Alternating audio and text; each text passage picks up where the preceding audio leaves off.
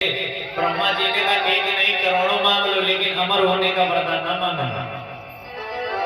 आज हिरण्यकश्यपु ने देखिए किस प्रकार से वरदान मांगना प्रारंभ कर दिया। हिरण्यकश्यपु ब्रह्मा जी से बोला, वह लूंगा ऐसा तो लूंगा जो और किसी ने लिया ना हो।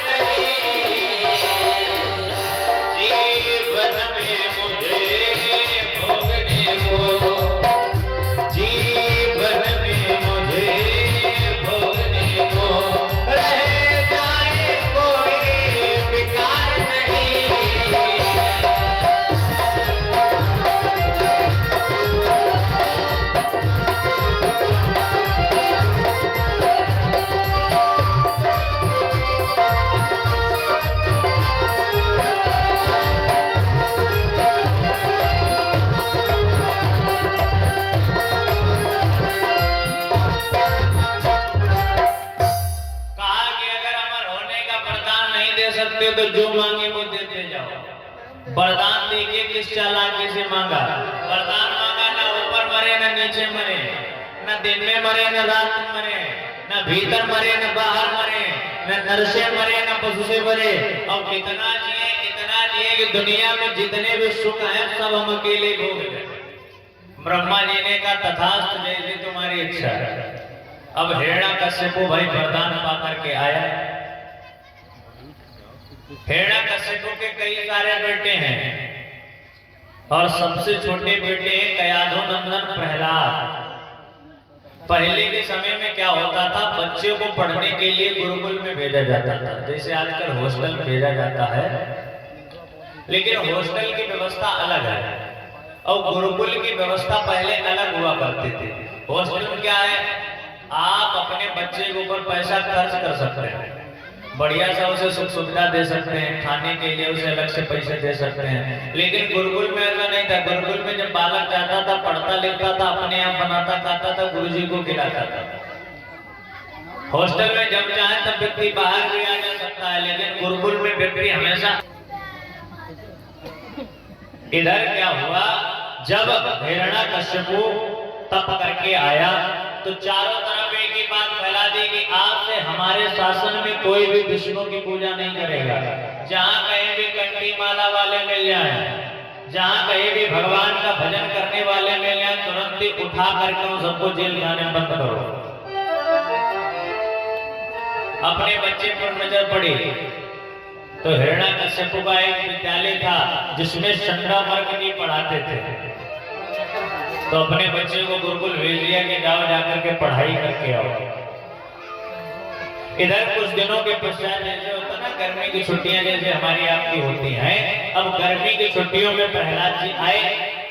प्रहलाद जी को उठा करके गोद में बैठाए, बोले बताओ सबसे अच्छा पाठ तो कौन सा सीख करके आए। प्रहलाद जी ने कहा कि पिताजी ये जो संसार है ये एक अंधकूप कुआं है।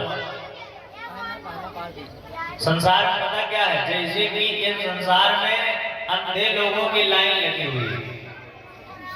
एक रास्ते में चारों तरफ अंधे लोगों की लाइन जाए, समझे, और सामने एक कुआं पड़े। तब तक क्या हो, जो पहले नंबर पर अंधा व्यक्ति है वो उस कुआं में जाकर के गिर जाए। तो पीछे वाले को आवाज आएगी तो वो पूछेगा भैया कौन हुआ, क्या हुआ। तो जो कुएं में गिरा है तो ये सोचता है हम तो इस कुएं में आ ही गए, अब अकेले कुएं में क्या करेंगे, पीछे वाले को भी ले लिया जाए। तो पीछे वाला भी उस कुएं में आकर के गिर जाता है। अब जब दो कुएं में गिरते दोनों मन में विचार करते हम तो कुएं में गिर ही गए हैं, जो पीछे लाइन में आ रहे हैं इनको भी कुएं में ले लिया जाए।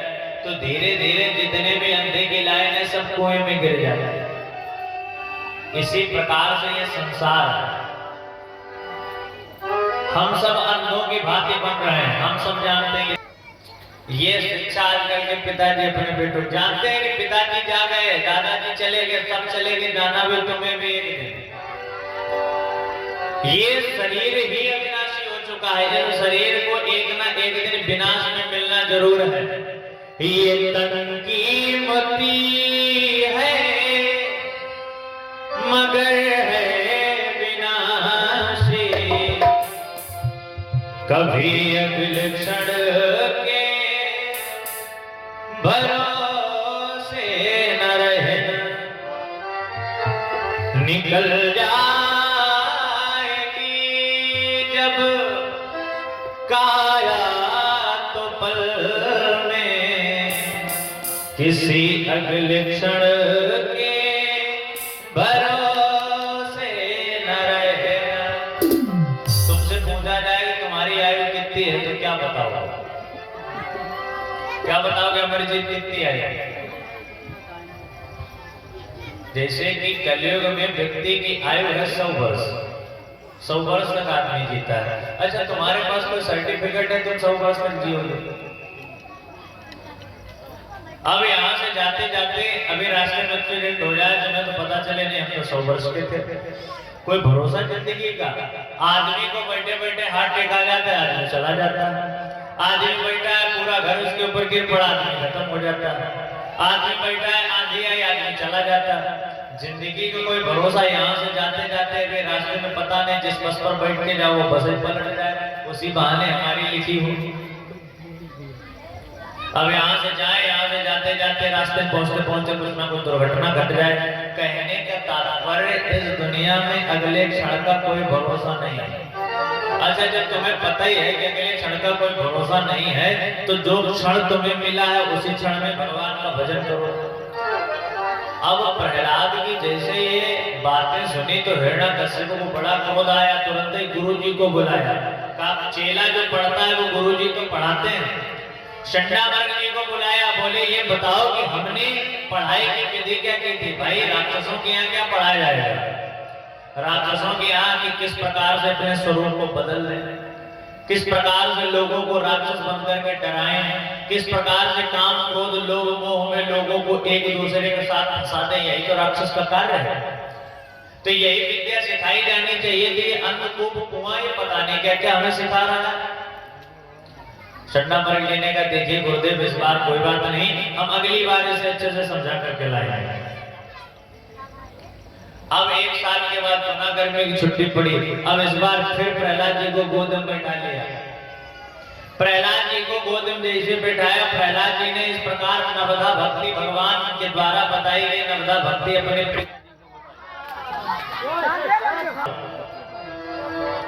प्रहलाद जी को जहर दिया गया लेकिन प्रहलाद जी को कुछ नहीं हुआ। सैनिकों के द्वारा हाथी के पैर के नीचे कुचलवाया गया लेकिन फिर भी कुछ नहीं हुआ। पहाड़ों के नीचे फिकवाया गया लेकिन फिर भी कुछ नहीं हुआ। इधर हताश निशास हिरण्यकश्यप बैठा। हिरण्यकश्यप की तब तक जो बहन थी वो आई। बहन ने कहा क्या हुआ भैया, बड़ा उदास बैठे हो? हिरण्यकश्यप ने कहा क्या बताएं, हमने सोचा था कि हमारे नाम को ऊंचा करने वाला बालक पैदा होगा, लेकिन ये विष्णु भक्त न जाने हमारे यहाँ कहां से पैदा हुआ। हिरण्यकश्यप बताता है समझा था हरा भरा होगा, समझा था हरा भरा होगा, इससे मेरा सुख भाग बना।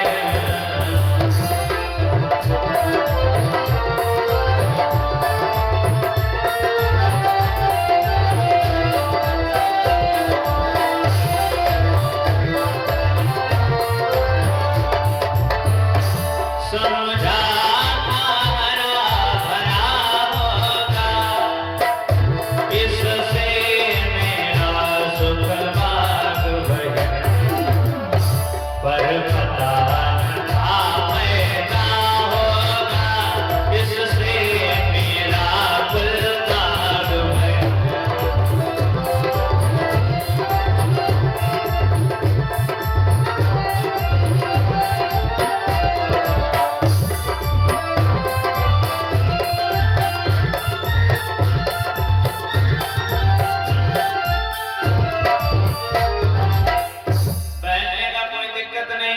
अगर तुम्हें ऐसा लगता है कि इसे मार देना चाहिए, हमें सरस्वती मैया की कृपा है, एक हमें चादर मिली है, उसी अग्नि के ऊपर हम ओढ़ करके बैठेंगे तो अग्नि में जो हमारे साथ होगा वो जल करके भस्म हो जाएगा।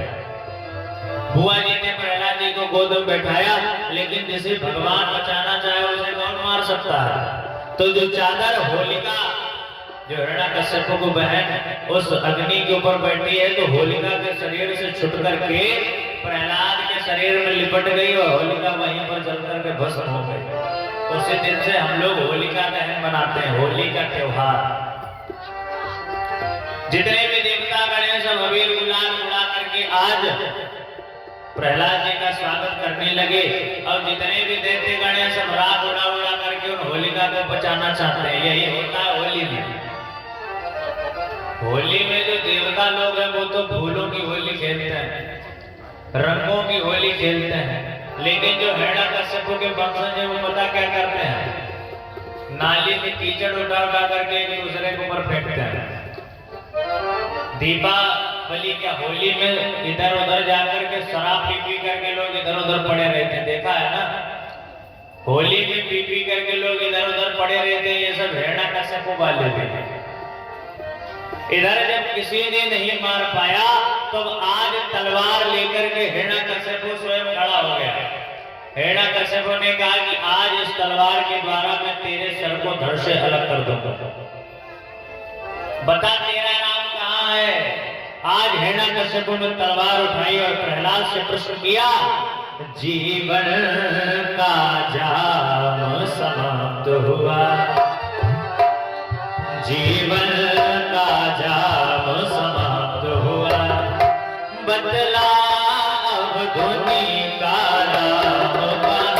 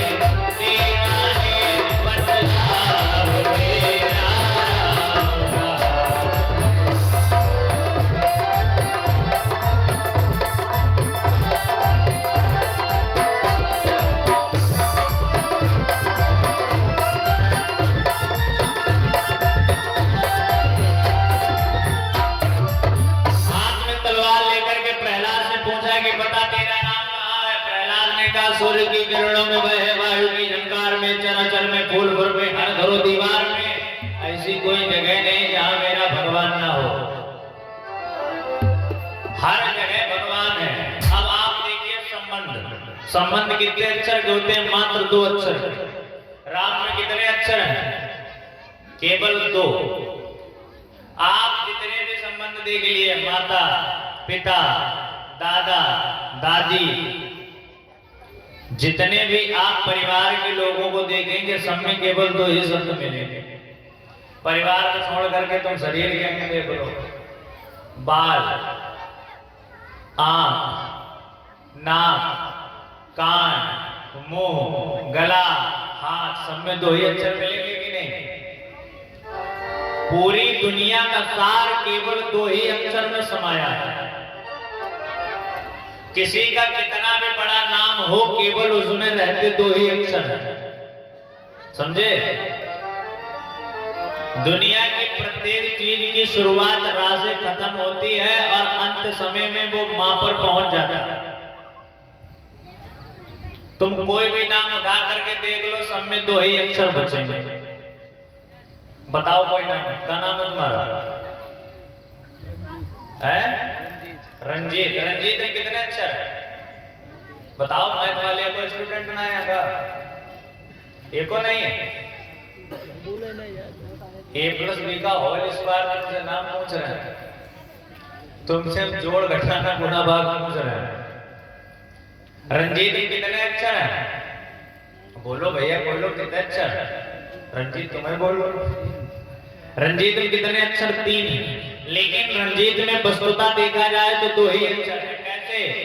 नामों के अक्षर 54 करके, 5 मिलाए के 2 गुण कीजिए, 8 से भाग विशेष बचे 2, हम में भी राम है तुम में भी राम है, सब लोग राम राम कहे। 2 कैसे बचेगा? नामों के अक्षर 54 करके। रंजीत में कितने अक्षर है? 3। 3 का 4 गुना करो तो कितना होगा? 3 चक्कू 10। कितना होता है 3 चक्कू? नाम का अक्षर 54 करेंगे तो 3 चक्कू कितना हुआ? 12। नाम का अक्षर 54 करके 5 मिलाए के 12 5 मिलाओ कितना बनेगा? 17। 17 का 2 गुना करो कितना बनेगा? अब 8 इस भाग में तो कितना बचेगा? 2 बचे कि नहीं बचे? तुम कोई सा भी नाम लो, सब में काट पीट के 2 ही बचेगा। ये मैथ सबके पास नहीं रहती, ये जब ज्योतिष पढ़ोगे तभी मैथ पता चले। कितना भी बड़ा नाम और है किसी का रंजीत से बड़ा नाम है किसी का? तुम्हारा हम सबका पर्चा बना देंगे आज। जो जितना बड़ा तुम नाम लेकर के आओ, यहाँ पर्चा ऐसा बनेगा, जितना बड़ा नाम बताओगे कट छट करके केवल 2 ही अक्षर बने रहेंगे। गंगाधर, विद्याधर, ओंकारनाथ, शास्त्री, कितना बड़ा नाम लेकर के आओ, अक्षर केवल बचेंगे 2। और किसी का नाम हो तो बताओ। अमरजीत यादव कितने अक्षर है? 9 अक्षर है। अब बड़ा संभाल करके जोड़ना। अमरजीत यादव में कितने अक्षर हैं? तो नाम बताओ ना, तुम तो पूरा अपना गांव को सब बता रहे हो। अमरजीत बताओ केवल। अमरजीत में कितने अक्षर हैं? 3 5 6। अरे 5 है, तुम्हें यह ना पता अक्षर कितने हैं? 6 कैसे होगा? 5 अक्षर चाहिए, मात्रा ऊपर से 6। मात्रा अच्छा थोड़ी होती, मात्रा अलग होती है। अमरजीत में कितने अक्षर है? 5। नाम का अक्षर 54 करके 5 का 4 गुना करो कितना होगा? 20। कितना होगा? 20 में 5 मिलाओ 25 होगा। 25 का करो 2 गुना 50। मिल लिए तुमको। 25 का 2 गुना करो कितना होगा? अब 8 में भाग दो। 8 छंग 8 से कितना होता है? कितने बचे? 50। 2 बचे कि नहीं बचे? तुमसे ज्यादा ही फास्ट मैथ हमारी कौवे पढ़ रहे हैं ना तभी। कितना भी बड़ा नाम हो, काट पीट करके अक्षर केवल 2 ही बचेंगे। अमरजीत के यादव, समझे? और कोई नाम हो तुम्हारे यहाँ बताओ। जैसे अमरजीत में 4 अक्षर, अखिलेश में कितने अक्षर? 4 हैं। 4 का 4 गुना करो कितना होगा? 4 चक्कू 16 5 मिलाओ कितना होगा? 21 का 2 गुना करो कितना होगा? 40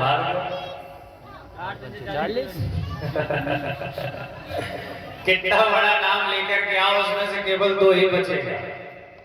और किसी का नाम शर्माओ नहीं, पूछ लो। अब खुला है आज दरवाजा मेरे माँ के बिहारी का, जिसे जो नाम पूछना नाम पूछो, केवल बचेगा 2 ही। और किसी के नाम अमरजीत, पूछो और लोगों से किसी से पूछ रहा हूं। प्रहलाद जी ने बताया कि चाहे कुछ भी हो, बदले में बचता केवल 2 ही है और वही मेरे नाम है। तो एक गर्म खंबे को करवाया गया और हिरण्यकश्यप ने कहा कि अगर तूने बताया नहीं तेरा नाम कहां, तो इस खंबे में ही बांध दूंगा आज मैं तुझे। प्रहलाद जी ने कहा कि इधर उधर क्या देखते हो, कि अगर मेरी भावना अच्छी है तो मेरे प्रभु इस खंबे से भी निकल आएंगे। और जैसे ही इतना कहा, गगड़ गड़गड़ानो खंब फाट्यो चल जानो, निगसो नरना हर को रूप अति भयानक है। गगड़ गड़गड़ावे दसन जीव लबलबावे, निगसत सरोज मानो अंग जात खानो है। खंबा फाड़ करके आधे नर और आधे सिंह बन करके साक्षात नारायण प्रकट हो गए। बोलिए नरसिंह भगवान की। नरसिंह भगवान ने हुंकार मात्र से ही जितने भी दैत्य करते सबका वध कर दिया। हिरण्यकश्यप को आज अपनी गोदी में उठा करके बैठा लिया। हिरण्यकश्यप ने कहा मैं तो मरने वाला नहीं, मेरे पास तो वरदान है। भगवान ने कहा अपने वरदान मिलाओ। हिरण्यकश्यप ने कहा मैंने वरदान लिया था, ना ऊपर मरो ना नीचे मरो। भगवान ने घुमा करके तमाचा खींच के दिया कि बोले ऊपर से नीचे तक देख कि तू कहाँ है, तो गोदी में लेटा है, ना तो ऊपर है ना नीचे है। हिरण्यकश्यप ने कोई बात नहीं, हमारे पास अभी और वरदान है। दूसरा वरदान क्या मांगा? बोले दूसरा वरदान ना नर से मरो ना पशु से मरो। भगवान ने फिर तमाचा दिया, बोले मुझे ऊपर से नीचे तक देख, ना मैं नर हूं ना मैं पशु हूं। ये स्पेशल जो अवतार है तुम्हारे लिए बना करके आया। हिरण्यकश्यप ने कहा मैंने वरदान मांगा, ना मैं दिन में मरूं ना मैं रात में मरूं। भगवान ने फिर तमाचा दिया, बोले ये देख सायंकाल की बेला तेरे लिए। हिरण्यकश्यप ने कहा मैंने कहा था कि मैं किसी हथियार से न मरूं। भगवान ने कहा ये लंबे लंबे नाखून, इन्हीं से तुम्हारा ऑपरेशन हो जाएगा, तुम्हारे लिए किसी हथियार की जरूरत नहीं। हिरण्यकश्यप ने कहा कि ब्रह्मा के द्वारा बनाई हुई सृष्टि से मैं किसी से न मरूं। भगवान ने फिर तमाचा खींच के दिया। भगवान ने कहा मैंने ब्रह्मा को बनाया है, ब्रह्मा ने हमें नहीं बनाया है, तो हम ब्रह्मा की सृष्टि से बाहर आते हैं। इस प्रकार संविधानों को तोड़ते हुए आज